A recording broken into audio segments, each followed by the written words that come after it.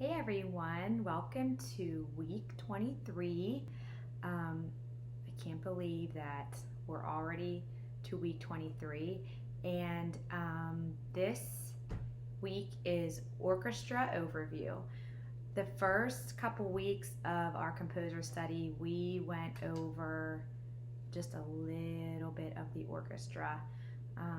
They changed a little things with the fifth edition, and so all of week 23 is all orchestra. We're done with our composers. So if you would like, you can review your composers together.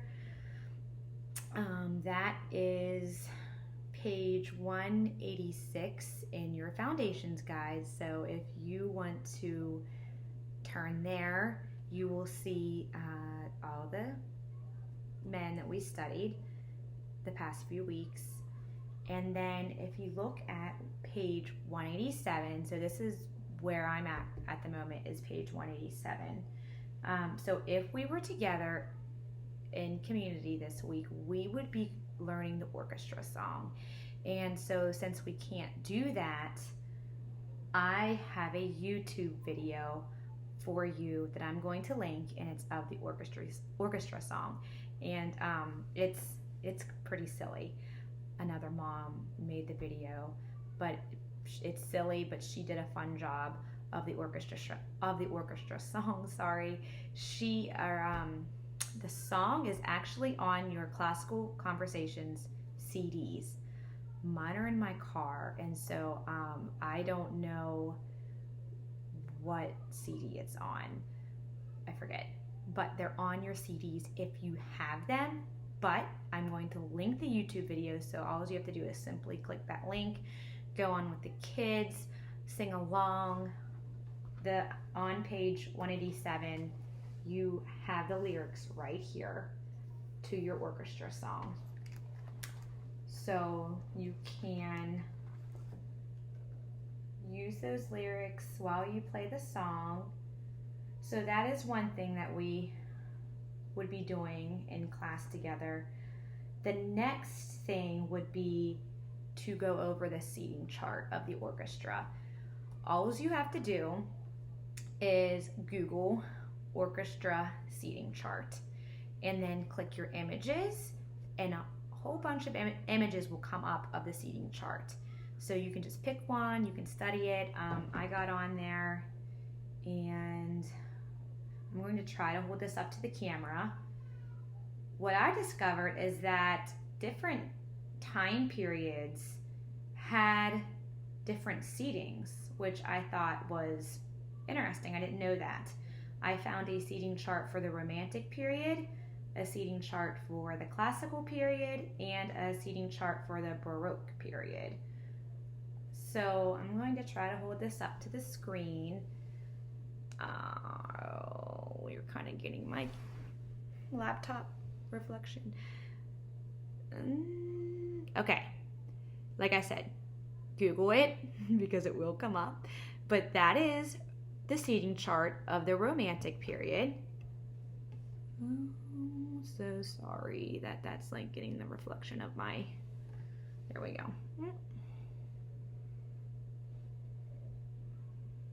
Okay. And then this is the Classical period seating chart. On this one, it has the names written by them. And then this is the Baroque period seating chart. And all I did was I Googled orchestra seating chart, and then I clicked the images, and then I was able to save the images to my phone, and then you can always print those out if you want to do something like that. So that would be something else we would have been going over today.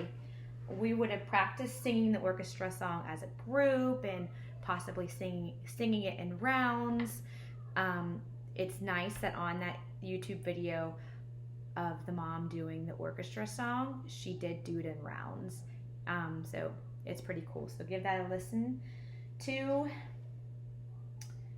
And that was basically all we would have been doing for this week. Going over the instruments, going over the seating chart, practicing the song. So for the instruments, if you want to turn to page 112 in your guide, you will see all the instruments. What I did was I made copies of these and then laminated them so they stayed nice. So you could do that. So you have on page 112, you have your strings. You have your brass. On the next page, you have your woodwinds. Remember, they were called brass because that's what they're made out of, is brass. The winning of your woodwinds. And remember how some of the woodwinds, you use a wooden reed and you blow your air through that to make the sound. And then on page 116, you have the percussion. And remember, the percussion is anything you strike. So that is why the cymbals are considered percussion. The triangle that we heard in, I forget what week that was when I told you guys to listen for the triangle. The triangle is considered in the percussion because you strike it. And what else did we say? We said the piano was a part of the percussion because you strike the keys when you play the piano. So anything you strike is considered percussion. And then let me see, I think that was only one more thing, and then that was it. So you could probably, well, we can't use a library right now, but there's this book called Meet the Orchestra. And it's a really interesting book because it goes through different orchestra instruments. It explains what it is, what it does, and then there's a YouTube link that goes with it. And after you read that page, and you can play, and it'll give you what that instrument sounds like. It'll make the sound of that instrument.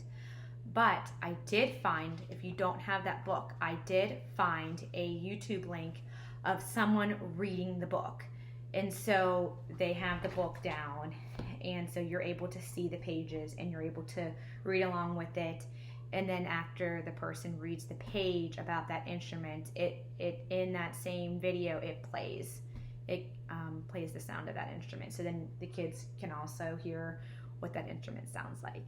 So definitely take a look at that video. It's a really neat book. That's a fun book just to have on hand. So, but since you can't get to the library right now and we can't get that book, I just made it really easy that you can just go on YouTube and read the book along with the video and be able to hear what those instruments sound like. And then that's it. Other than that, you are welcome to have the kids play Mary Had a Little Lamb, because that would be something that we would have been doing to practice that as a community if we were having our closing program. So you can, we would have done that next week. I'm sorry, basically next week that's it. So really, real quick, I am not going to even make a video for week 24. So let's just say this is week 24 as well. So if we were in community together, we would be playing Mary Had a Little Lamb. We would be singing the orchestra song. I believe, yeah, that's all we would have been doing. I kind of forgot that. Yeah, 24 is the last week, and it's just the last week of each 6 weeks was review. So, so yeah, you can do that as your week 24. Get out those tin whistles. You can play that YouTube video again of the orchestra song, and you can go over Dvorak, Brahms, and Beethoven, and it's right there in your guide. So So maybe next week, what I can do is, since it's kind of a review, what I'm going to do for week 24 is I will also link the YouTube videos that we listened to. Well, we only got to do Beethoven in class. He's the only one.